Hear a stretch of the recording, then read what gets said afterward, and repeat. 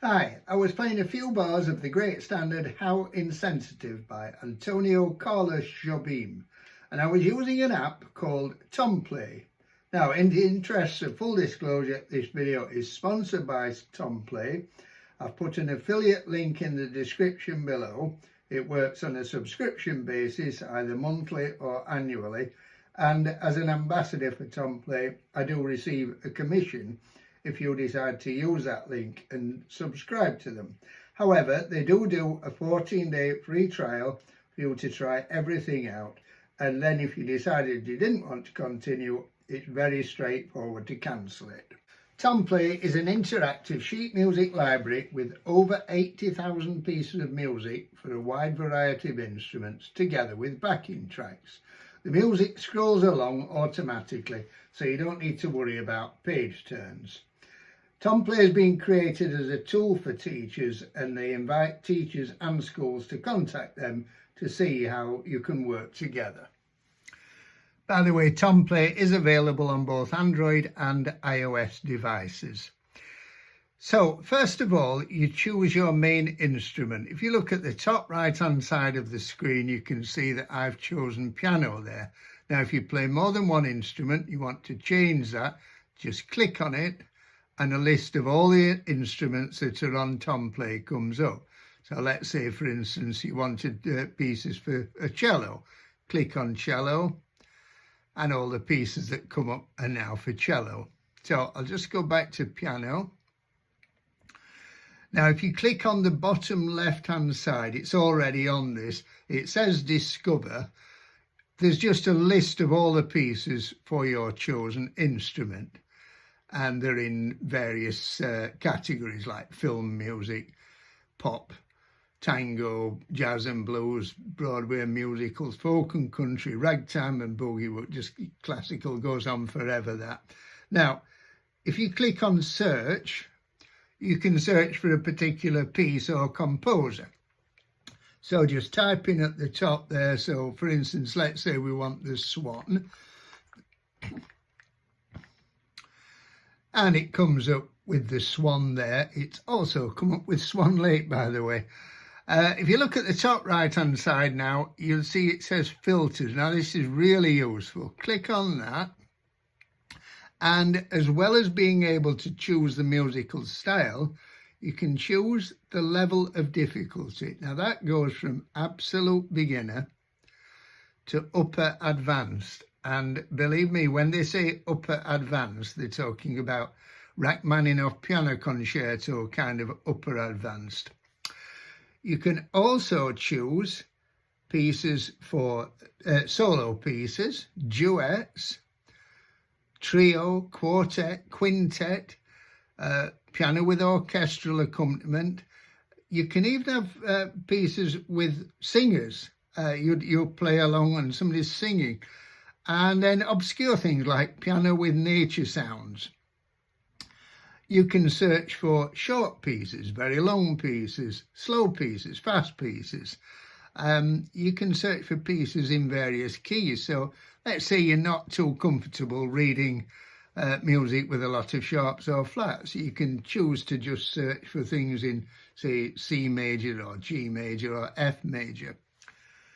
Let's have a look at some of the pieces then. I've clicked on Swan Lake, and if you look at the left-hand side, you can see that you can have an arrangement as a piano solo, a piano with orchestral accompaniment, or piano for hands, so that's a duet for teacher and student. And you can have this in a variety of levels of difficulty. Beginner, very easy to intermediate, intermediate to advanced, going right the way to advanced. So I've clicked on beginner there. Now, the first time you use it, you click on download. It just takes a few seconds. Once it's downloaded, that then goes into your scores, so you don't need to download it every time. Now I'm going to click on play, and this is what it looks like. So you can see that the piano part is just here on the grand stave, and the orchestral part's written above it. Now, there are various things in the settings. For instance, you can have the count in either visual or audio. So I'll click it onto audio now. You can have a 2-bar counting or a 1-bar counting. So I'll leave it on 2 bars. And let's just, on the audio just there, top left-hand corner where it says audio, touch it, so that's everything. So you will hear the full thing now. But then afterwards, you can click on accompaniment, which means that it won't play the piano. You will play the piano, but you'll hear the orchestral accompaniment. So let's listen to the whole thing first. This is the counting.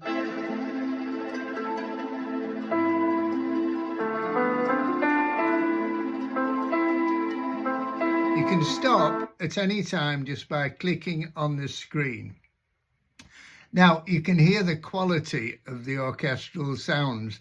It doesn't sound fake. You know, a lot of these accompaniments are real musicians, and the quality is really outstanding. Now, you can adjust the tempo. Just click on there. And let's say this is the first time somebody's had a go at it. You can have it as slow as you like, really.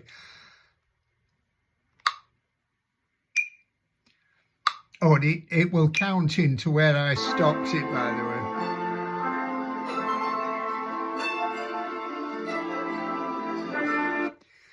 Now, another really, I'll put the tempo back. Another really useful feature is this one, loop. So let's say there's a bit that you want to practice, say these bottom 4 bars. Click just there and then scroll that along to where you want to practice to. And then it will count into there and then just go through that again.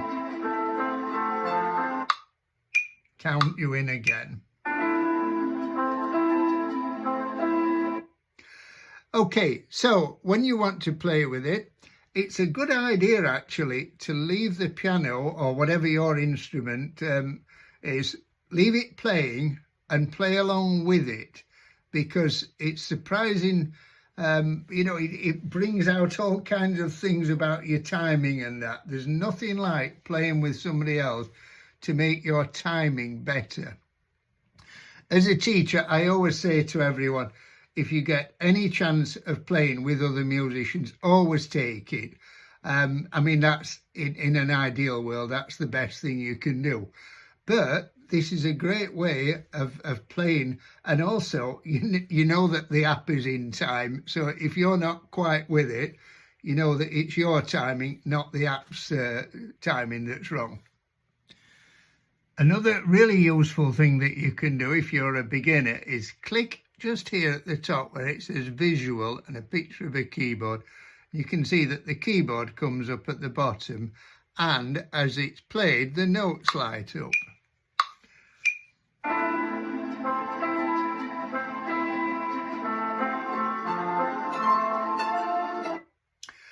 Another thing that's really helpful is at the top right hand, nearly the top right hand corner there, annotate the score.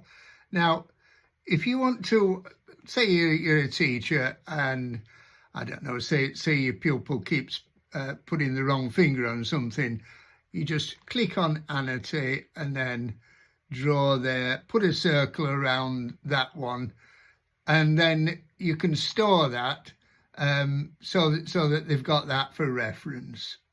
There's another really handy thing that you can do. If you go back to the filters and search for pieces where you can have the hands playing separately. So I've got Agione by Ludovic Einaudi here. And if you look at the audio, top left-hand corner there, it says play with both hands. So that will just play it as it is.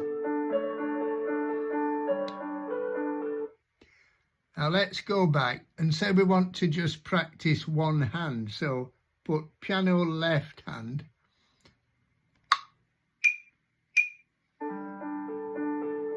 So it's just playing the left hand now so that you can practice playing the right hand.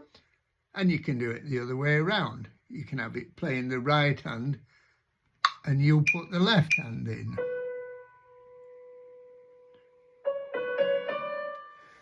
There's another really useful thing, and that's the record function up here at the top.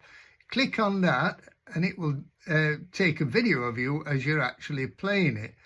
Now, if you're a pianist, of course, the only thing that you're going to see really is yourself, your face. You're not actually going to see yourself playing because you're using the iPad for the sheet music. But pretty well any other instrument, you will see yourself as well as hear yourself. But listening to yourself playing it is, you know, from a recording is a really useful thing, and I strongly recommend you use that. Another useful thing for beginners is virtual keyboards that not only light up but show the letter names. Now, when you're looking at a piece, if you look down at the left-hand side at the bottom, it's got features. This one says separate hands, visual guide, that means you can get the keyboard up, and then note names. So I just go into this, I've chosen the beginner one for Leonard Cohen's Hallelujah. And if you look at the keyboard as the notes light up, can you see that the letter names also show up?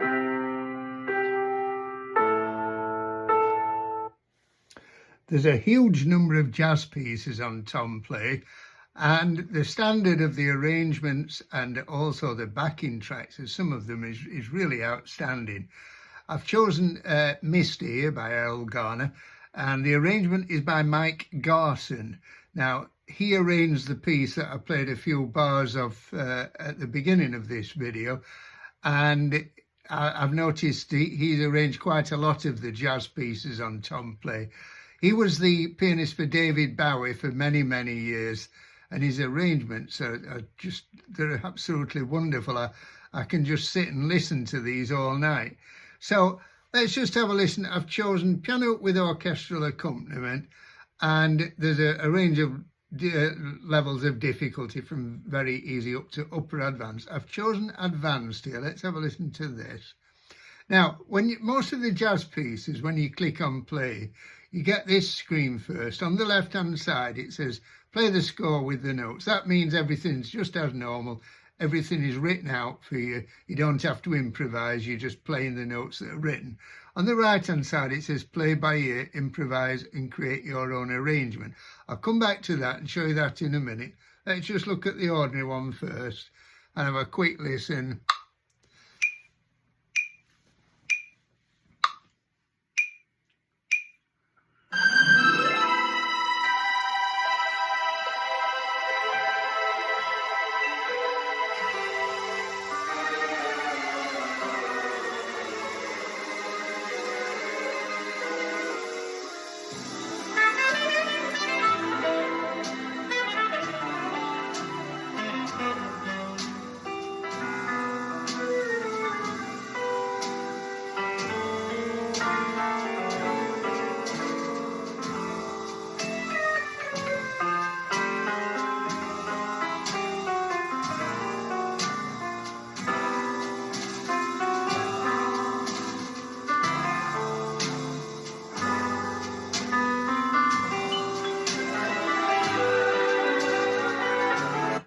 Okay, let's go back now and have a look at this option, play by ear, improvise and create your own arrangement. Let's click on that. Now, what you get here is basically, it's a lead sheet. So you've got the melody and the chord symbols.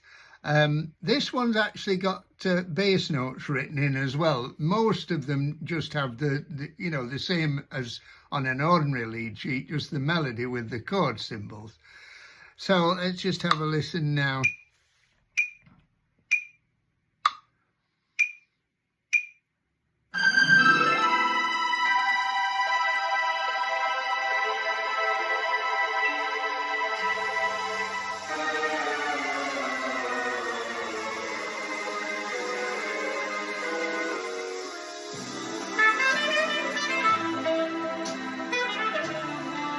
Okay, so you don't have your part as a pianist written out there, you just play according to the chord symbols there.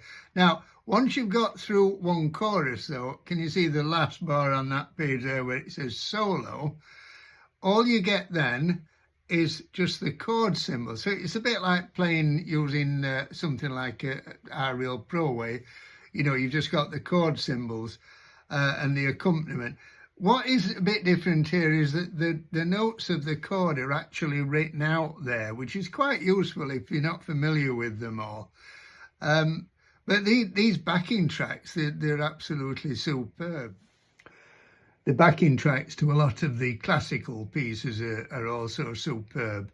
A lot of them are real musicians, so they don't sound artificial like a lot of MIDI-generated tracks do. Just have a listen to a few bars of this from the Mozart Clarinet Concerto.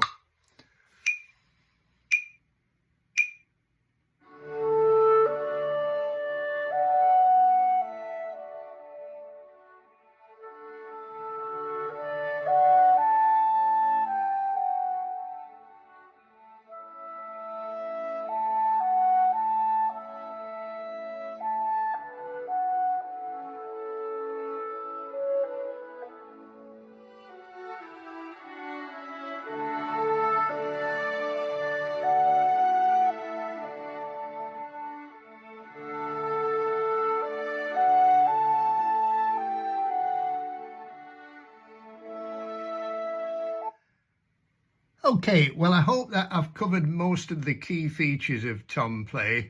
And don't forget that there's an affiliate link in the description below, and that you can have a 14-day free trial without any obligation to continue after that. You might think that because this video is sponsored by Tomplay that I'm bound to say good things about it, but I promise you that's not the case. I would never do that.